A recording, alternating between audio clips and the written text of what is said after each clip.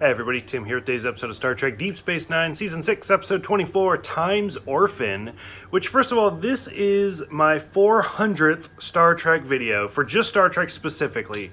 Not James Bond, not Golden Girls, not Doctor Who, just Star Trek, which is pretty impressive. So we're 400 in, and we have 300 left to go. So we're almost halfway through the year, so I'm making pretty good time. So thank you guys for everybody who has watched these videos with me. I don't know if anybody has actually watched every single video, but I really appreciate those who have and those who have contributed and messaged me, and I've made a lot of friends doing this. So I really appreciate it. Thank you guys for everything.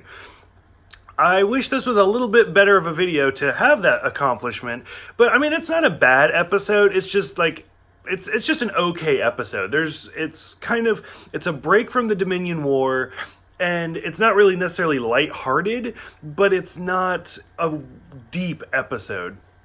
So this is the return of Keiko and Molly, and I believe this is the last time we see them until the end of the series finale. But, and it always kind of upsets me a little bit, because I feel like from the very beginning, I felt like Keiko was an underrated character, especially when she gets like inhabited by the Pa-Wraith. Like, you really see her acting come out, and like, I don't know, I've always wanted more Keiko. And then even Molly, because like, for Alexander, for example, for Worf's son, like from the first time we see him, he's supposed to be like 2 years old, and he's clearly like 10. And then the last time we saw him, he was like 18, but it was only like 8 years since he was conceived. Stuff like that. It's always kind of messed with me. Like, they didn't know how to do Alexander correctly. Molly is a little bit the same way. They've never written her perfectly, but it's been the same actress, and we've actually watched her grow up through The Next Generation and through Deep Space Nine. And it's really interesting that she's like 8 years old at this point, because if you think about it, Molly and Alexander should be about the same age. And so it's kind of fun to see where she's at this point in her life. So I really like that. Speaking of The Next Generation, I think it's funny that in the last episode of The Next Generation where we saw the O'Brien family was the episode Rascals, I believe, I'm pretty sure. And that's the one where Keiko is de-aged into about like a 12-year-old.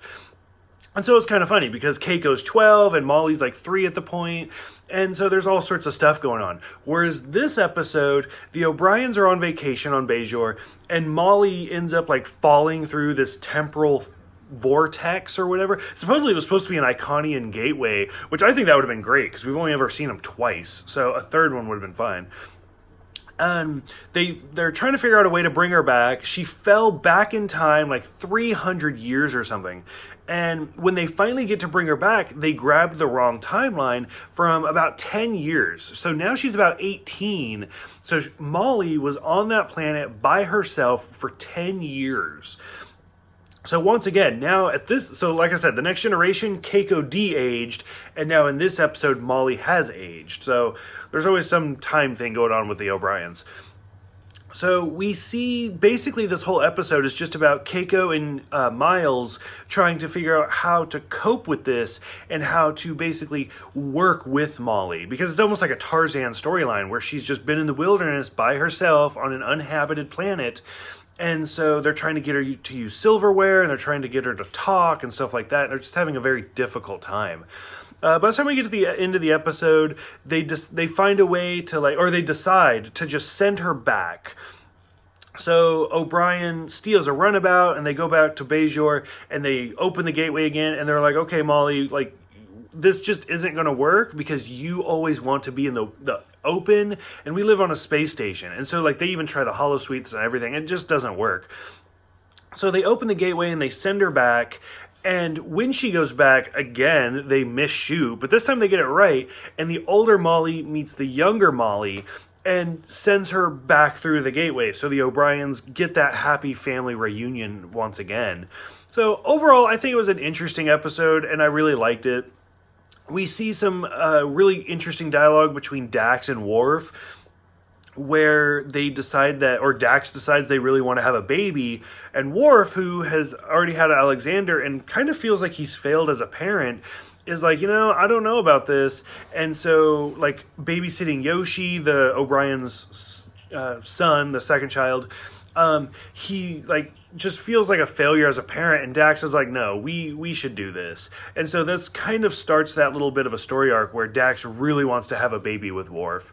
So for those who have seen this one, what do you guys think about the O'Briens? What do you think about like this episode compared to Rascals? And just kind of what do you guys think? We're 400 episodes in, like I said. So go ahead, let me know. Thank you guys for everything.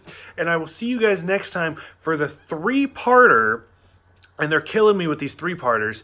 Episode 26, Tears of the Prophet. Episode 1 and 2, Images in the Sand. And I didn't write the second one down. Shadows and Symbols. So thank you guys for everything. And I'm super excited to do Season 7 with you guys. And I will see you guys next time.